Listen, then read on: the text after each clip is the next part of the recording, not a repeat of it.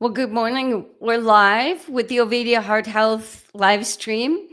And it is a real honor for me today to have Frédéric Leroy. Did I pronounce your name correctly? More or less. More or You less. pronounce it actually the French way, so it would be The Leroy. French way. Okay. Well, that's fine. As our illustrious guest here this morning, and we've got lots to talk about. But before we get into that, we do have to do one housekeeping chore here, and that is this live stream, as well as any of our Ovadia Heart Health live stream, is not, I'll repeat, is not personal medical health advice. If you are looking for personal information or would like to work with Dr. Ovadia, please reach out to team at ifixhearts.com. Again, this is not medical information. This is intended purely for information, inspiration, and we hope lots of food for thought here this morning. So welcome, Frédéric. Thank you. Thank you for having me. Yeah, it's a real pleasure. Now, I'm sure there are many listening who already are familiar with your work, but we just might have a whole contingent that is not. So, can you give us the brief overview of what you're doing currently, what your work is, and actually where you are? Not everyone knows that we're speaking with someone across the ocean this morning. Right. So I'm based in Brussels, Belgium, and I'm a professor at the at Brussels University. And my background is rather complicated. It's various things coming together. I have a nutritional background to a certain degree. I have also a bit of an bioengineering background. I worked a lot on fermentation of foods, and I developed a special interest in animal source foods. And I'm trying to bring all those things together also by working together with people from completely different disciplines and moving into the interdisciplinary space and working on the, dealing with the entire very polarized debate around meat and animal source foods with respect to health, environment, ethics, and trying to bring more, sense and evidence-based elements into that discussion, because very often it's a very emotional discussion, as we all know. And it also tends to become very hyperbolic or very reductionist or exaggerated. I'm trying to keep it more closer to the evidence and also opening it up to new perspectives and addressing all of its different dimensions. Fascinating. And yes, we have that polarized community surrounding the topic of meat here in the US as well. So let's dive right in. What do you feel are some of the most, let's just say, the top of the misconceptions around the meat conversation? What do you think that people do not really understand in terms of the data, whether that be about life cycle processes or other elements that you're trying to help enlighten people on understanding better? Yeah, well, that's a whole discussion, of course. It's a Yes. lot of things to talk about, and that's the problem with this debate, especially, is that it quickly escalates into in a very complex story with lots of different sides and different side discussions. So it's very difficult to keep that contained. But mostly, I think the problem is that we are not respecting fully enough the complexities of animal farming or farming in general. That's one thing, and how that is something that comes with context-dependent limitations and real-life kind of problems and complexities. But that's also valid in the health space. So even in the health and nutrition narratives, we tend to become very simplistic in the way we approach it. And so I've been busy trying to get that complex discussion towards a more simplified story, but it's very hard to even begin addressing it, especially in a format like this, because it goes in all directions. So you obviously have discussions around livestock and greenhouse gas emissions. That's a classical one. You have one around biodiversity, and you have talk about food feed competition, land use associated with this. You have water wastage, and how much water is consumed um, by producing food. You have the health discussions around chronic disease, but you also have the health discussions around nutrient bioavailability. You have the ethical discussions, whether or not it's still allowed or desirable to kill animals. So those are all very, very different elements. And that's why it's so hard also to have the conversation, because very usually you have someone with a certain expertise in one of those dimensions, but not having the insights into the other aspects that you also have to bring in once you start designing policies, or once you start coming up with specific advice. So we could pick any of those and go in more detail, but in general, I think my message would always be that reality is the real situation out there is much more complex than the simplified slogan-esque approaches you'll find either in policy documents, in media, or even in a lot of academic papers. Uh, and I love that you mentioned so many different topics there. And I would highly encourage our audience to go look at a lot of the papers. Correct me if I'm wrong, but you have over 185 peer-reviewed publications with your name on that, to look at either the Dublin Declaration for more of that work. That would be a good. Would that be a good starting point, Frédéric, for individuals? Yeah, well, more than the papers, I think, which tend to be technical. The Dublin Declaration initiative is um, an attempt to have that broader debate. So that has been an initiative that came up. We got together with a number of people being concerned about how this conversation is just out of touch, and we said, okay, we have to do something about it, and have a more evidence-based discussion. And we call that the Dublin Initiative, because we organized a conference in Dublin, and it came with a declaration as well. And the declaration, maybe I can just present what this is about, so people understand what this Absolutely, is about. that would be helpful. So the declaration is a manifesto. It's a very short document. You'll find it online. You can read it, and it doesn't say all that much. It just says, be careful if you start vilifying livestock, because we absolutely need livestock in the food system. We probably have to change the way we're doing it, and we probably have to change that quite radically. We have to do very, we have to redesign a lot of that current system to make it more sustainable. But be careful when you start vilifying livestock, because it comes with a lot of benefits, and just we would be lost without it. So any radical statement that would say, look, we have to get rid of livestock, or we have to reduce our consumption of meat with 90%, or you name it, we've seen a lot of those, is very dangerous. And that's what the manifesto is saying. It's important for health, it's important for environment, and it's part of our societal setup, and we cannot do without it. So that document has been signed off by, I think today it's around 1,200 plus scientists worldwide that have signed up to this declaration.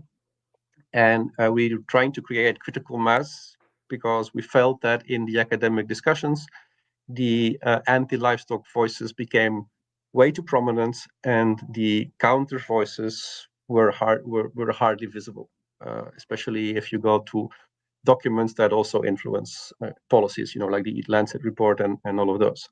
So we come up with a different story, and we're trying to get a broader conversation. So for the first time, we organized a conference that is addressing all of those different topics I mentioned before. The environmental pillar, we have a health and nutrition pillar, and we have a societal / ethics / economical pillar in that discussion as well. We invite experts, we have special issues connected to this, where we address all those difficult conversations. So the Dublin Declaration, you'll find it on the internet. You also find lots of links to different papers that are connected to the initiative. You find links to videos of people presenting their points of view, and a lot more. Fantastic.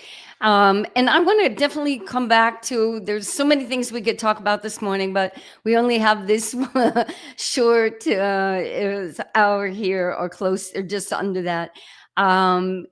To address right away here, we're going to come back to the bioavailability and nutrition piece, which is a lot of questions that we've received already prior to our meeting here. But we have some wonderful questions coming in here.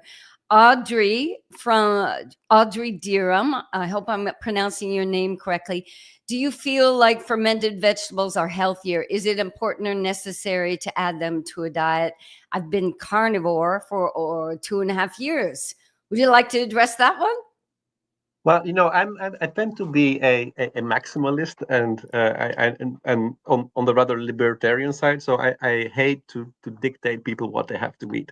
I just try to lay out the boundaries of the human diet, which comes with the discussions around evolutionary diets and so forth. But I'm hesitant to become very specific, because I think the evidence we have in the nutritional space is just too limited. So I tend to leave it as flexible as people like it, unless, of course, you come to situations, and that's probably a lot of the work you're facing, where people have become metabolically compromised, have developed insulin resistance, and you name it. And in that case, the flexibility it becomes more restricted, and probably more therapeutic ways to dietary interventions are needed. But if someone is healthy, I think we don't have to insist all that much on the specificities. There are many different ways for human beings to be healthy on a wide variety of foods. And the boundaries I would draw is that just stay away from those diets that are clearly dominated by ultra processed foods. I mean, that's clear. The Western type ultra processed diets that are based on the refined carbs, the sugars, the refined oils, and the concoctions that have been created to be as addictive as possible. Stay away from those, clearly. And then for the rest, focus as much as you can on nutrient-dense foods of all different sorts. And depending on your own personal needs, because I think we tend to forget often that people are very different. Some people will do much better on very plant-dominated diets than other people, just because of the genetic machinery and the metabolic machinery that's inside the body, and allows people to convert precursors into active molecules and so forth. So some people, like the person asking the question, have decided to follow a carnivore diet for whatever reason. It could be because maybe they're trying to fix intestinal issues or certain metabolic problems, and for many people that seems to be a good solution. Some people are quite strict and would stay on the carnivore diet. Others take it more loosely and would also combine it with different foods. Fermented vegetables have been mentioned. I think fermented vegetables are great, but it all depends on how you react to those, how much you like them, because that's also something we tend to forget. Food is also something that we have to kind of enjoy. So there are many different factors, that person would have to decide upon herself. But in general, fermented vegetables are a way of processing vegetables that is benign for a number of reasons. As much as I'm hesitant to, how would I say, as much as I'm harsh on the ultra processed side of the food chain, as much I'm very as much I'm very welcoming and favorable for the benign types of processing. So since the earliest days of our time on Earth, we've been processing foods, meat particularly in the very first eras, because of the fact that it was one of our staple foods. But as we started to include all sorts of different foods in our diets, especially during the Mesolithic times, we came up with all those different ways of treating plant materials, because plant materials very often can be toxic. They can be hard to digest. They can they can have nutrients trapped inside their structures that are less bioavailable, and they can also sometimes be very perishable, so very vulnerable to spoilage. So depending on the plant food, but fermentation has been introduced to stabilize those, to make them more digestible, to make them more nutritious, to make them more nourishing. So it's a great technology. Yeah. And fermented vegetables are an example of that. Yeah. So I think it's a great food, but again, depends how much you like it. Absolutely. And food is meant to be social and enjoyed. And Right. this falls in line very much. We see the carnivore diet as a real elimination diet. If you've got Yes.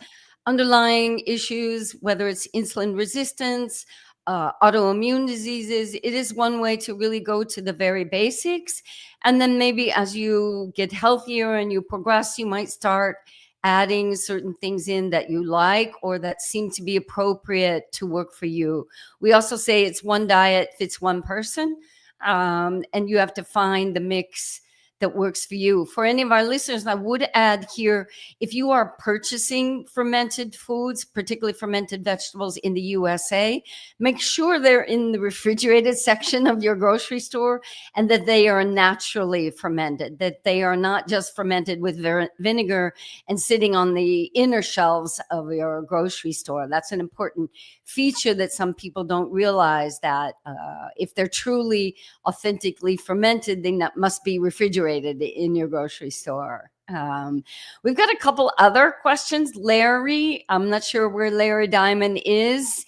One, he says, here, Frédéric is correct. I did a political ecology and geography to be a polymath in this area. Fred Provenson, nourishment. And Frédéric has 2 polymaths. So great job. Congratulations. You've got a fan there in Larry. He also says that you're wonderfully polite, Frédéric.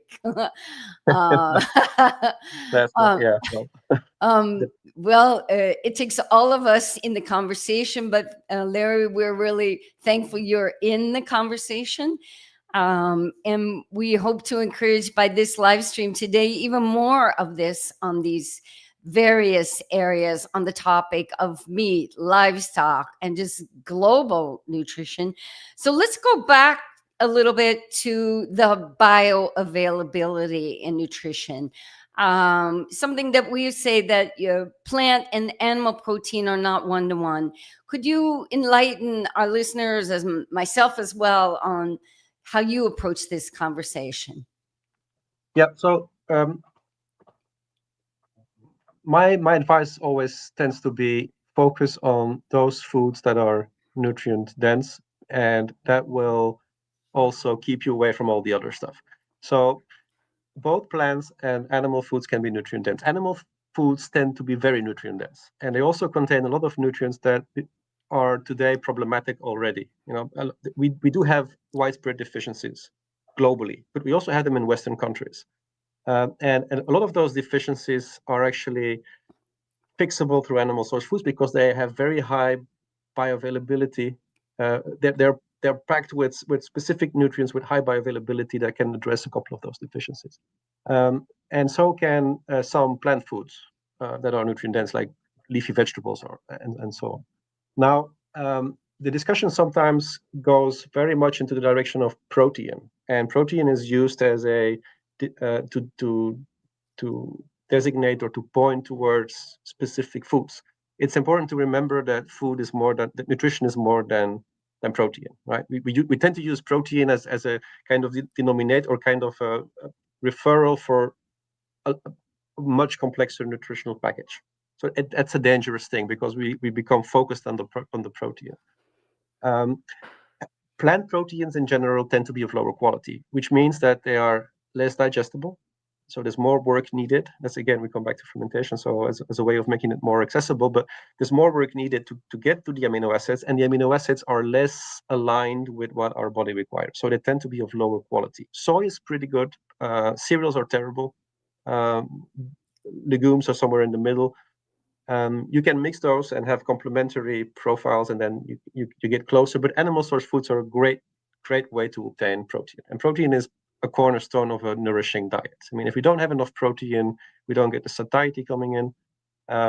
We absolutely need our daily influx of protein, just for the maintenance of our bodies. It's an extremely important nutrient, but it's not the only one.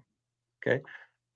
So we also know that because of all the other nutrients that are associated with the proteinaceous foods, that consuming a certain minimal amount of animal source foods and protein, animal protein, if you wish, is kind of a buffer, a kind of a guarantee that you're also bringing in the other ones. So it has been estimated that if you roughly have a 50-50 animal protein, plant protein doses, you probably cover a lot of the micronutrients as well. If you go below 50% of animal protein, that's where they want to push us with the protein shift. They want to go below the 50%. Now we have more or less 60, at least in Europe, 60% animal protein, 40% plant protein. They want to reverse that. So then you're crossing that critical threshold where you start endangering a couple of micronutrients as well, thinking about zinc and B12 and vitamin D potentially, iron potentially. So those are also affected. So summing up, plant and animal proteins have different qualities. You can get there with plant proteins as well, but you probably need more bulk. You need more calories to get to the same dose. So it's just very convenient to bring them in by animal foods. But it's very important to know that the proteinaceous foods are also having all those other micronutrients that you will neglect if you just focus on protein. Well, Um, great and very, very clear for our audience. And I will remind you, keep posting your questions. And Anders says, thank you for answering my question. Definitely, if you'd like to know more about the Ovadia Heart Health team, and specifically our employee wellness programs, here's the link right in front of you. Again, we're bringing metabolic health focused programs to the workplace, very different than your standard disease management programs, of which they've been historically. You can also download a case study of one of our companies that we are working with in Pennsylvania, a manufacturing factory in Hanover, Pennsylvania, where we're now on year 3 with them. So we're seeing wonderful progress there. Let me go back to just a little point you made about this 50-50 threshold. Could you talk a little bit, Frédéric, about also the cumulative effect on the individual potentially with this, let's say, going to more of a 60-40, maybe even 70-30? And I'm going to throw in a disclaimer here. I was a vegetarian for 20 years until I started having some very serious health issues, which the medical system, I spent about 2 years in the Netherlands trying to figure out what was wrong with me, until a dear friend said, well, have you ever thought about your diet? And then I went down that rabbit hole of, well, maybe my 20-year adventure was no longer working for me. So do you see in the research, is there data? Okay, I have an anecdotal and is one story here. It's not a story, though, that I haven't heard via clients or other individuals of attempting to do something very restrictive for a long period of time, the health consequences. Is there data behind this? So you're asking if there's a temporal effect, if you stick to that specific dose, let's say a 50-50, if on the longer term you would see some things coming up if you stretch that long enough over time. Well, potentially yes, because some of the nutrients do show that time effect because they get stored in the body and the stores can get depleted. B12 is a typical example. So people on vegan diets, they may go well for a certain amount of time, but then suddenly the depleted B12 can pop up. You have vitamin A, which is fat soluble and is stored in the fatty environments, but then at some point also needs to be refilled from time to time. So over time, yes, you can see an aggravation of certain micronutrient deficiencies if the buffering of the body, the kind of storage capacity we have, gets slowly depleted over time. So we do have anecdotal evidence. It's difficult to get those things in hard scientific literature because it's very hard to document that. And and there's so much confounding taking place of all sorts of different factors. But we do have at least anecdotal data that people indeed seem to do well on vegan diets, and at some point in time they just drop off because sometimes very suddenly health issues start appearing that like almost a certain limit has been reached, and then it breaks down. Yes. And on these individuals, we encounter many individuals who, and I don't know how in Belgium currently the medical system is dealing with lifestyle components and health in general. For instance, again, that was some time ago that I was in the Netherlands, but it happens here in the US that people, the medical system never even ask them about what are they eating, what is their nutrition, what are other, what are you doing in terms of movement, how's your stress level, how's your family and support system. Is that similar in Europe currently? I think that's a global problem, that there is very little nutritional awareness within the medical community. There also probably lack the training to be receptive to the lifestyle effects. And they may ask you about stress levels if you have high blood pressure. I mean, you have those simplified associations they have, but the broader context of how everything falls in place is often not very well addressed. Not because they're bad intention, they haven't had the training for this, and they've been trained in therapeutic reactions. Right? You have a problem, you have a disease, let's medicate it. But the preventive side of things, of course, is arguably more important than fixing the broken machines. And we see too little of that. Absolutely. And that is definitely, we have a very pill, surgery, medical solution orientated system, which many of us sadly call it a sick care system, not a healthcare system. We're trying to change that at the Ovadia Heart Health, both with our employee wellness programs, if you want to find out more about those, as well as with our telemedicine practice. And again, I want to remind also our listeners, if you'd like to see more of Frédéric's research, what he's doing, you can both look at that Dublin Declaration, I believe .org website. And I believe we had another link. I'm not sure, I didn't write that down, where you can be reached here, lf2020.org. Speaking of this difference between Europe and the US, and by the way, I do Ik heb Heimwee for those of you who, for the Netherlands, a little bit in Belgium as well. Are there any ways that the US and Europe could better partner on some of these issues from your perspective? Yeah, I suppose it's just that we're living in a very fragmented world where we have all sorts of different agendas and geopolitical situations and hostility, and that doesn't make it easier. But essentially, we could benefit from collaboration. It's just that a lot of the potential official collaboration is outsourced to transnational levels. You get the World Health Organization, you get all of those, but the actual grassroots systems where the real improvements are seen. We have movements that are re-embracing the value of nourishing food. That comes very often bottom up. It's people discovering how they're able to fix their metabolic issues through eating in specific ways, and discovering those nourishing ways of eating. Those things are grassroots movements very often, because of the fact that, as you said before, the medical view is one that is trapped in that specific paradigm. So if would be a way of linking up those grassroots movements, that would be a big step forward. So now recently in the States, I've been asked to join an expert panel on something called the Metabolic Health Coalition. Yes. So that's one initiative. You have your initiative, right?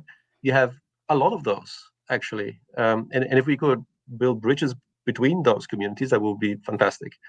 Now, because the conversation is today not one where you can isolate health and nutrition from all the other things, because we talk about food systems and dietary transitions, you also have the environmental stories. So I think it's important that we create links across the ocean, but also within our respective countries, between the nutrition people and the agricultural people and the environmental people, so that we can find common ways to get to better nourishing scenarios. And with nourishment, I always try to insist that nourishment is more than just bringing in micronutrients and protein fractions in our bodies. It's also nourishing the soil, it's sourcing your foods from sound food systems that are respectful of the environment, that create biodiversity, and creating a long-term vision. How can we nourish ourselves, ecosystems, and communities as well? As you mentioned, social aspects of eating. How can we get all of that in place? And that's a bigger challenge. And the problem is, if you're trying to create transnational or international collaborations, you're very often facing diversities that are difficult sometimes to harmonize. Just the fact that you have to produce it in completely different soils and within different climates, within different cultures, with specific receptiveness or taboos around certain foods. People are very, very different from place to place, and the ways we can produce food also differ quite a bit. So that is standing in the way, I think, of a one size solution. So I'm all for collaboration, but sometimes it's difficult because it's so context dependent. We also face different challenges in a country like, I don't know, take Italy, which has a very different food culture versus the United States with its own specific challenges. Those are not the same. They're not facing the same problems, right? So it's great to collaborate, but it's not always easy. Yep, absolutely. And wonderful that you're participating in the Metabolic Health Coalition. That's exciting to see that collaboration happening. A little bit the same question. Obviously, we have a personal investment. We have two factions to our business at Ovadia Heart Health. We have our telemedicine practice, and we have our employee wellness programs.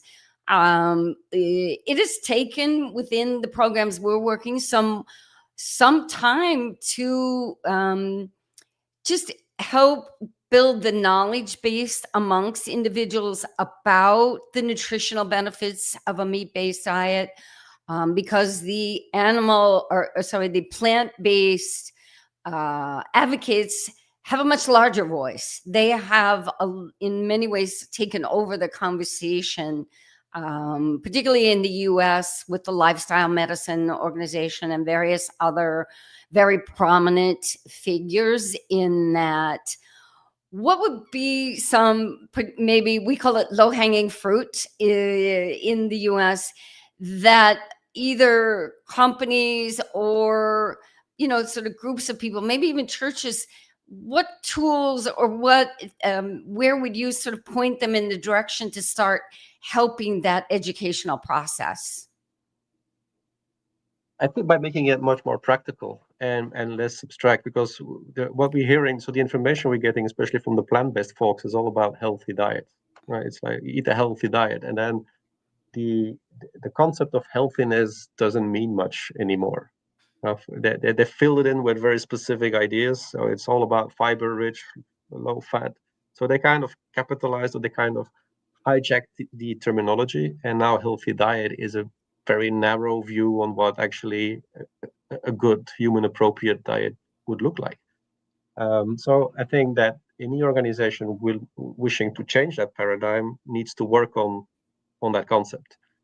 That's why I usually avoid to talk about, maybe you've heard it in my choice of words during this conversation, I try to avoid the word healthiness, and I try to bring it back to nourishment. I think this is really where the breakthrough is. If we can communicate through different channels that we should start nourishing ourselves again properly, adequately, that is the main message, because it's a much richer concept. I think we just need to make this conversation around diet richer, and with richer I mean that it's more multidimensional. It's about all those different things that I've tried to mention in the previous minutes, making it a richer, more human conversation and less a medicalized, narrowed down reference to abstractions like healthy diets. right? So making it practical. When you make it more practical, it implies that it's about the food, about the dishes, about the diversity of dishes, about people sharing food. It's about feeling that's, that, to be exposed to that feeling of satiety, and feeling nourished. Uh, Once you start experiencing those things, I think you're paving the way to a better dietary scenario. Um, Getting rid of the old-fashioned paradigms that are stuck turning in circles and haven't improved anything, if not have made things worse. Which also implies that the fact that the way we communicate dietary advice, the way we construct dietary guidelines, the way we talk about those things officially top down from governmental perspectives, but also then being used by industries, that's not working. It's clearly not working. And I'm going to hijack your word for as we move on after this conversation of nourishment. And I think just as a sort of highlight to any employers listening or people in a company is start, advocating in your place of work or workshop or wherever you are about this idea of nourishment. How are we nourishing ourselves? So what are we offering in terms of nourishment in the break room? But also the broader conversation, as you mentioned, nourishing the soul. Soil, oh, I had a Freudian slip there, but also our soul. Both, yeah. Both together. Just as a little anecdote, I think one of the first things that I was impressed upon when I moved from New York City to the Netherlands was just the amount of time people took with a dinner. Everything in New York City is about fast and quick and, what can I get on the go? And then even some simple things as I was a professional dancer for 30 plus years. And that's why it took me to the Netherlands was the first thing what we would do when we would come to the studio prior to working out, rehearsing, is have a cup of coffee together. And in New York City, that was unheard of, right? To take minutes to socialize when you're supposed to be working. And I think some of those little things that we could share internationally, a little more embrace to enjoy, whether it's a coffee or a meal, something together that we often miss here in the US. And I think there's a metaphor also in here. So in a way that food is information in many ways. So it's information because whatever you're eating, you're sensing it all the time. You're trying to figure out what value is in that food for your body. So you're trying to tasting it, you're smelling it. Even if you ingest it, you're still tasting it. You have all sorts of receptors all over the digestive tract, trying to sense what you're getting in, right? That's probably where ultra-processed foods are messing up because they give you wrong information, and the body just gets confused because of all this artificial flavors, all the information is becoming detached from the actual value of the food. And if food is indeed information, then the stories we need to tell again need to become richer. So you can have narrow stories, like very one-dimensional stories. You bring in a nutrient, you digest it, and end of the story. Or you can have a richer vocabulary, which means a richer vocabulary of nutrients, a richer vocabulary of ways to talk about food, a richer vocabulary of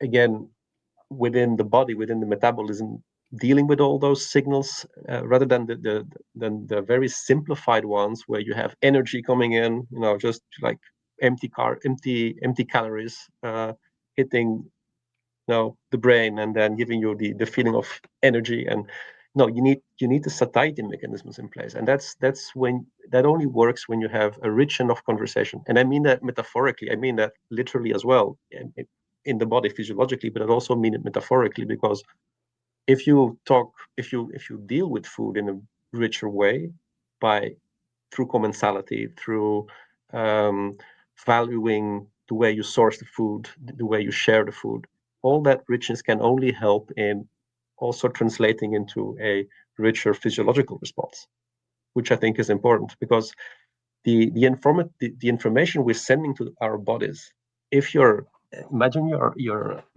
on a daily routine of sourcing your food from I don't know, corner shop. You're taking it in your car. You're eating a sandwich with almost no nutrition inside, drinking a soda next to it. That's a very poor story. It's a poor narrative, biologically and even culturally. That's not good for you. It's the richer conversations of molecules and words and symbols that I think are the ones we need to find again. I know it sounds maybe a bit fuzzy and a bit maybe overly romantic, but I honestly think that's the way we have to tackle this. Get away from the narrow views, the linear, one-dimensional, myopic approaches to what it means to have food. Absolutely. Wholeheartedly embrace that. And again, if you're joining us late, if you want to know more about Frédéric's work in Brussels or Bruxelles, if you're from the other side of the water, please reach out to him. And we've got the Dublin Declaration link here.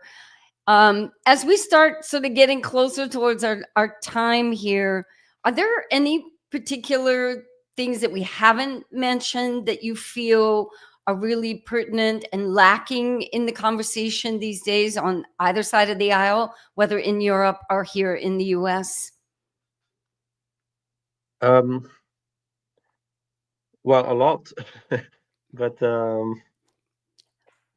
but I think that there's we also need to make it. We need to address the fact that the animals we have in the food system are not only there to give us food; they do many other things as well. They are important for a number of reasons, and that's something we also need to talk about, because we again we would reduce that conversation to the fact that those bring us food, and if we take them out, we'll have to source our food somewhere else. We get it from plants, we get it from labs, we get it from bioreactors, whatever, and that's the end of the story. No, the animals are there for many other reasons as well. And in Europe, for instance, we have countrysides that are now places like Spain. You have countrysides being emptied, or people are just moving away, and that has partly to do with the fact that traditional ways of agriculture are disappearing. Agriculture is kind of also cementing communal structures in Europe. Animals in the food system will help you to maintain certain ecosystems. They provide what we say technically, or we define technically as ecosystem services. That doesn't say much, but essentially those animals are helping you to fertilize the soils, help you to keep the chain of life intact, where you have all sorts of cycles going on, and you can bring in the biodiversity a certain ecosystem needs. If it's well done. If it's badly done, it's very destructive for an ecosystem. But if you use your animals in according to agroecological principles, you're creating a lot of benefits to ecosystems. And if we just take out all the animals, well, then we will have a completely different world, and it will be much more problematic than people sometimes assume. So I think we need to have discussions also on what animals mean beyond food for us. We don't hear all that much about it. Usually it's seen as a bad thing, because they put out emissions, and then they overgraze, which is true to a certain degree. But on the other hand, we also need them, and that discussion, I think, is something that people cannot really place well, because they haven't been exposed to it. They don't actually see it in practice. They do see the foods, but they don't see how the animals operate within, especially ruminants, how they shape also ecosystems, and human communities, how animal foods also contribute to livelihoods worldwide. Especially in low-income countries, often they're one of the only ways that females can actually get income and build their own identities and lives through the keeping of animals. So all those aspects, I think, also worth talking about much more than we're currently doing, because that's behind the scenes very often. And it is a conversation you would hear rarely here in the United States. But And even in again, Europe. Yeah. That's my opinion. I don't have actual numbers to put on that, but it is, understanding the diversity that animals can bring to a community. I was just in the Midwest traveling for the U.S., and what do you no longer see lots of land with animals on it. You see rows and rows of corn and soybeans, and that's very different than when I grew up there. And I know I still have family and friends in the Netherlands. You hear a lot about many farmers are disappearing in the Netherlands. I know they've made it extremely difficult for them. I don't know what the situation is in Belgium, but we're narrowing our field of availability in terms of animals quite small, it seems like. Yes, there's a lot of pressure in Europe. The pressure is enormous. We see that in the UK. We see it in the Netherlands. We do see it in Belgium, but we see it all over the place. Farmers are stepping out because of the fact that either they're pushed out or they're bought out. The government buys them out, so they give them money to stop. They're discouraged. They have paperwork. They have all sorts of extra things they have to deal with. Economically, it's difficult. They're getting vilified. They don't get the respect they deserve. It's a tough job to be a farmer. So the risk is that those farmers are just going to quit. There will be no follow-up in the next generations. And once you lose them, it's not going to be easy to put them back at some point. So which means that especially for Europe, we will become increasingly dependent on import from other places, where you don't have control over the production systems all that much, and you create dependency and fragilities in, if supply chains are at some point compromised, whether that's because of a pandemic or whatever you can imagine, or a geopolitical situation, it's a very fragile situation. So food security is becoming increasingly a form of anxiety within European circles because of the fact that policy has been pushing out traditional farming from our food systems. And I think this is happening also here in the US in various different geographic areas. However, today we tried to change that conversation to broaden the knowledge base. Once again, I want to tell, if you want to reach out to us about our employee wellness programs, you can do that. Again, we're trying to change the narrative around all things nourishing. And you can also reach out to Frédéric. Any closing thoughts? And I'm extremely honored you wanted to join us here today. Followed your work for many years here from abroad. Any last thoughts, Frédéric? No, well, okay. We had a very, high level kind of dialogue Totally. exchange. We don't get. It's not a place to get very granular. Just that if people are interested in very specific elements, feel free to contact me. You'll find a lot of information on the Aleph link you just shared a moment ago. This Aleph 2020 website. People can contact me if they have questions about specific elements, whether it has to do with environmental aspects, with the nutritional aspects. You can follow my Twitter line. There's a place for this as well, but I think today, it's great to hear that you're trying to create change. We do need it, and the change has to drive us away from that overly medicalizing worldview that we are now facing, and essentially is not solving the problem. We have increasing numbers of metabolic diseased people. If we don't have a new way of dealing with this, we're lost. I mean, it's going to become so expensive to society. Not even talking about the human misery it creates, but it's going to become so expensive to society that things will just crash if we don't solve it. So it's becoming more urgent with the month. And it's only through, again, coming back to what I said before, through initiatives like yours and similar ones that we can try to change it. I think grassroots, bottom up is the way to deal with it, because we don't have to expect much from top down. Right? I know you have this new administration that is very atypical. It's not clear what it will bring, but that's probably it's more the exception than the rule.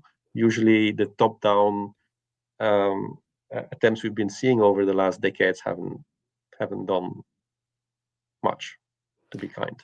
We're firm believers in it starts, one person, one meal, maybe one company trying to make some change. And Yes. while we're very thankful that there is conversation from our administration about topics like metabolic health and food sources, we're very, very thankful. Our 50-year experiment of the low-fat diet, for lack of a better word, dogma, we could say we've done that experiment. Can we move on and broaden the conversation? Try something else, maybe. Let's try something else, right? It's the epitome of insanity, doing the same thing and expecting different results. But it's actually worse than that, Krisna, because we're kind of doubling down on it. That's the problem. So we've had that first, attempt of making things more healthy. Put in fiber, put in low fat, put in all that, and we're kind of doubling down on it. We haven't reduced saturated fat enough. Well, we have to put more fiber. We have to put more. Yes, let's maybe try something else. Absolutely. And I think that's a great note to leave on. And you are absolutely right. We just we scratched the surface, as we say here in the US. But still, we hope we've, encouraged some conversation. I see some thoughts in there. Thank you for having this conversation. And we are super appreciative of your work. Very excited to hear you're working with the metabolic health. Are they calling themselves association or is it summit? Coalition. Yeah. Very new. Yeah. So I'm just one of the experts on the side. I'm not in any way driving this thing or putting down the lines of the strategies. I'm just associated with it to a minor degree. But I think, and I mentioned it mostly because I think it's one of it's a manifestation of change. It's an example of it's showing that change is needed and probably coming. I mean, I'm still optimistic. I think it's coming. I think it will change, and I think it will be for the best of all of us. Absolutely. Well, once again, Frédéric, thank you so much for joining us here. And I encourage everyone to see what he's doing, get involved, read some papers, have some conversations, and start to change the way we approach nourishing ourselves as well as our friends and family. Thank you for having me. Ja, heel erg bedankt. En voor alle Nederlanders en ook mensen in België bedankt. Dag. Bye bye.